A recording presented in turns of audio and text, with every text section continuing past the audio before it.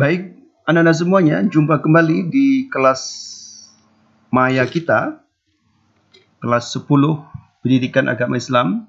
Setelah kemarin kita pelajari tentang apa itu iman, bagaimana ruang lingkup iman kepada Allah Subhanahu wa taala dan bagaimana cara kita beriman kepada Allah Subhanahu wa taala.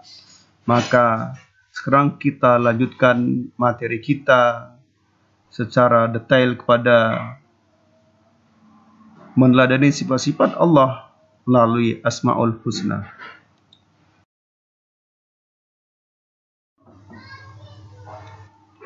Anak-anak semuanya, mengenal Allah Subhanahu wa taala dapat ditempuh melalui cara memahami nama-namanya yang terbaik dan sifat-sifatnya yang luhur.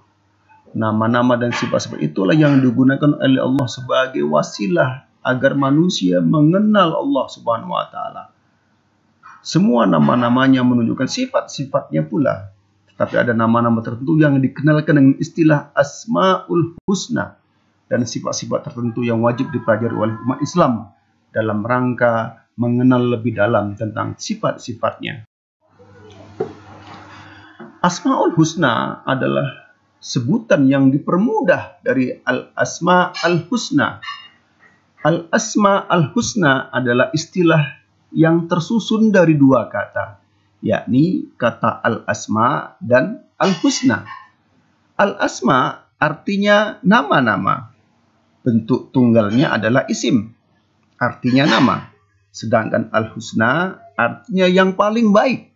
Jadi Asmaul Husna secara bahasa berarti nama-nama yang terbaik. Maksudnya adalah nama-nama Allah yang terbaik. Dan Anda semuanya, hal terpenting setelah mempelajari dan memahami asma dan sifat Allah adalah beriktibar, yakni mengambil pelajaran, meneladani dan mengejawantahkan sifat-sifat mulia tersebut dalam perilaku kehidupan sehari-hari. Anda semuanya, berikut ini adalah penjelasan singkat tentang beberapa nama Asmaul Husna yang kita pelajari. Yang pertama adalah Al-Karim, artinya maha mulia, yang banyak kebaikannya, yang maha memberi tanpa diminta, yang tidak akan habis pemberiannya, yang maha pemaaf atas kebodohan hamba-hambanya, sehingga tidak segera menghukum mereka yang berbuat dosa dan maksiat, dan dialah yang maha pemberi secara mutlak. Makna lain dari adalah Al-Jawad. Ya. Makna lain dari Al-Karim adalah Al-Jawad, ya, yang maha memberi tanpa diminta, dan juga berarti Al-Aziz, yang maha perkasa, serta As-Sofuf, yang maha pemaaf.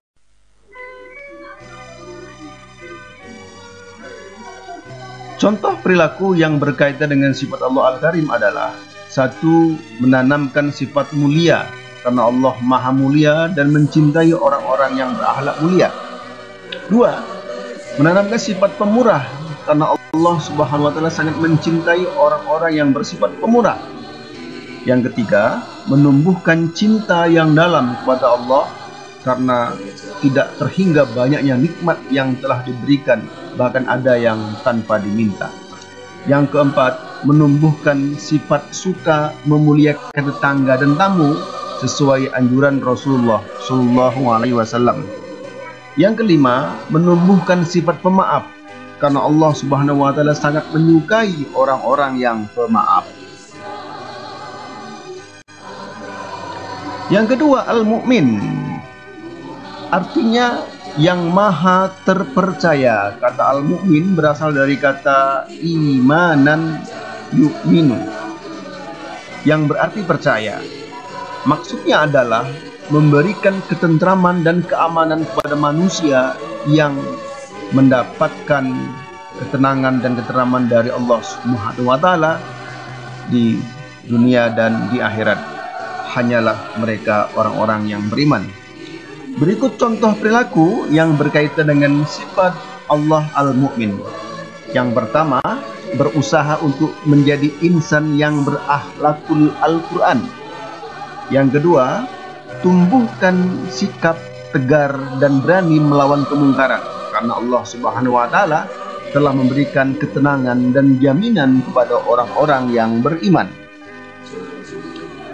Yang ketiga, menumbuhkan sikap tenang dalam menghadapi permasalahan seberat apapun itu. Yang ketiga, al-wakil. Artinya adalah yang maha memelihara, yaitu memelihara semua urusan hambanya dan apa yang menjadi kebutuhan mereka. Kata al-wakil terambil dari akar kata wakal, yang berarti mewakilkan kepada pihak lain tentang urusan yang seharusnya ditangani oleh orang yang mewakilkan. Firman Allah, dialah Allah atas segala sesuatu menjadi wakil. Al-An'am 102. Contoh perilaku yang berkaitan dengan sifat Allah Al-Wakil adalah: 1. Berusaha dengan sungguh-sungguh mencapai cita-cita. 2. Biasakan berserah diri kepada Allah setelah berusaha.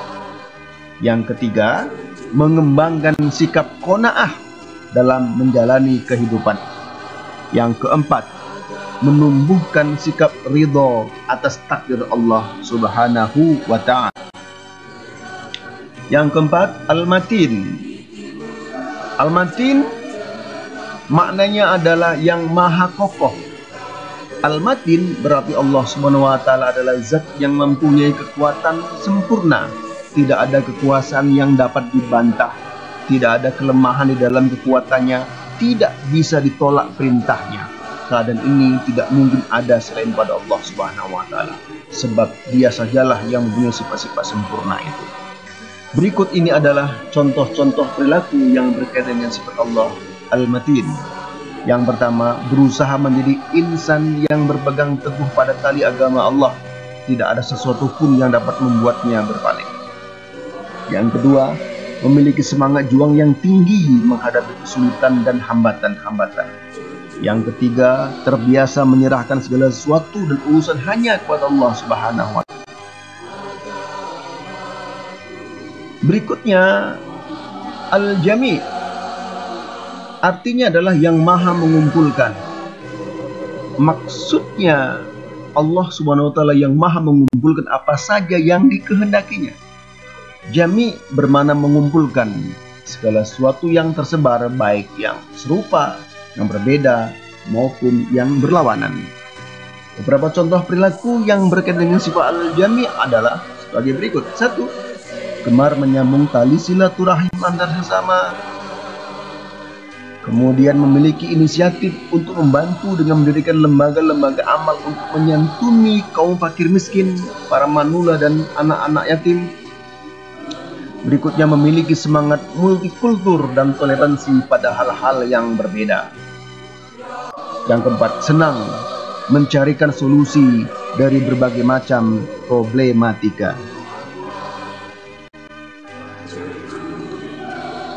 Yang keenam, al-adl. Artinya adalah yang maha adil. Kata al-adl bermakna pokoknya adalah al-istiwa, keadaan lurus, dan al-iwijaj, keadaan menyimpang. Jadi rangkaian huruf-huruf tersebut mengandung makna yang bertolak belakang, yakni lurus atau sama dan bengkok atau berbeda.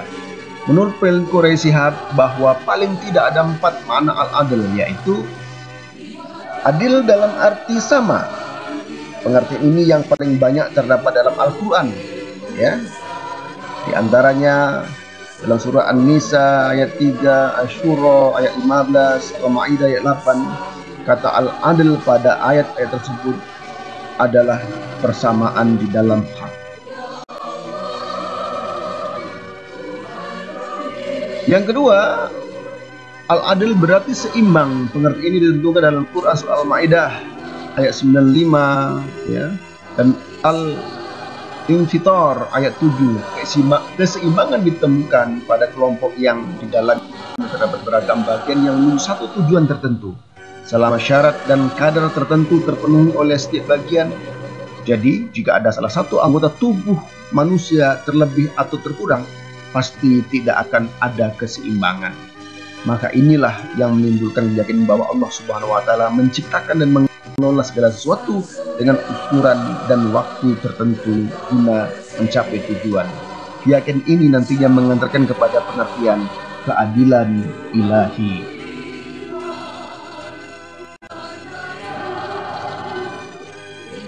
Yang ketiga, adil di dalam arti perhatian terhadap hak-hak individu dan memberikan hak-hak itu kepada pemiliknya. Pengertian inilah yang didefinisikan dengan menempatkan sesuatu pada tempatnya atau memberi pihak lain haknya melalui jalan yang terdekat. Lawannya adalah kezaliman, yakni pelanggaran terhadap hak-hak orang lain. Yang keempat, adil dinisbahkan kepada Allah Subhanahu wa taala. Maknanya adalah memelihara kewajaran dan tidak mencegah atas berlanjutnya eksistensi. Jadi, keadilan Allah Subhanahu wa taala pada dasarnya merupakan rahmat dan kebaikannya. Keadilan Allah Subhanahu wa taala mengandung konsekuensi bahwa rahmatnya tidak tertahan untuk diperoleh sejauh makhluk itu dapat meraihnya.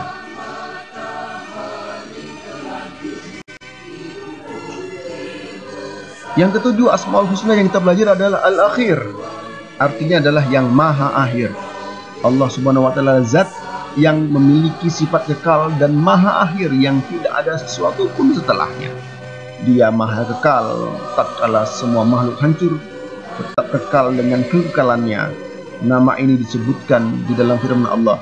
Dialah yang awal, dia yang akhir, dia yang zahir dan yang batin, serta dia yang mengetahui segala sesuatu. Surah Al-Hadid ayat 3. Beberapa contoh perilaku adalah yang pertama, membuang jauh-jauh sifat takabur pada diri sendiri. Karena apapun kelebihan pada manusia, sifatnya terbatas. Yang kedua, menumbuh kembangkan bahwa Allah Subhanahu wa taala adalah satu-satunya tujuan hidup. Tidak ada tujuan hidup selainnya.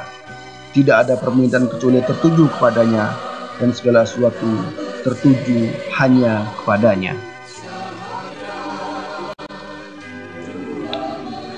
Demikian 7 sifat atau 7 Asmaul Husna yang kita pelajari, yang diharapkan ketujuh sifat itu menjadi cerminan dalam berperilaku dalam kehidupan kita sehari-hari. Beberapa pelajaran ya dari 7 sifat itu adalah, yang pertama, memberikan pengaruh positif bagi peningkatan iman dan kebaikan ibadah dan akhlak seorang muslim dalam kehidupan sehari-harinya. Kedua, menumbuhkan sifat mulia dalam diri seorang muslim. Apa itu? Di antaranya adalah 1. Menanamkan sifat mulia karena Allah Maha Mulia dan mencintai orang-orang yang bersifat mulia. 2. Menanamkan sifat pemurah karena di antara makna Al-Karim adalah Maha Pemurah. Tentu Allah amat mencintai orang-orang yang bersifat pemurah. Sebaliknya membenci orang-orang yang bersifat kikir. Yang ketiga, menumbuhkan rasa cinta yang mendalam karena Allah Maha Pemurah dan memberi nikmat tanpa batas meski tanpa diminta.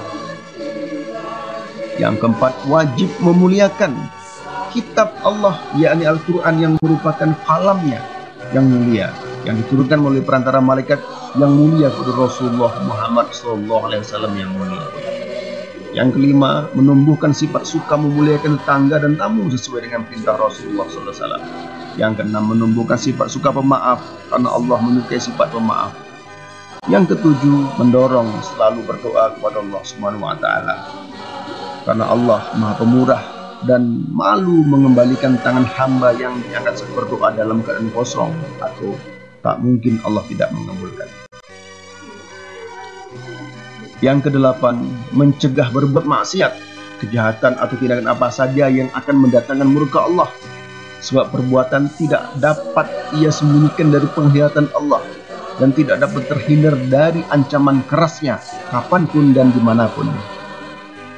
Yang kesembilan, menghibur seorang untuk tidak bersedih dan khawatir menghadapi problematika kehidupan, sebab ia yakin bahwa Allah Subhanahu wa Ta'ala senantiasa melihat sifat terjangnya yang diridhoinya, selalu menyertai dengan pertolongan serta perlindungannya.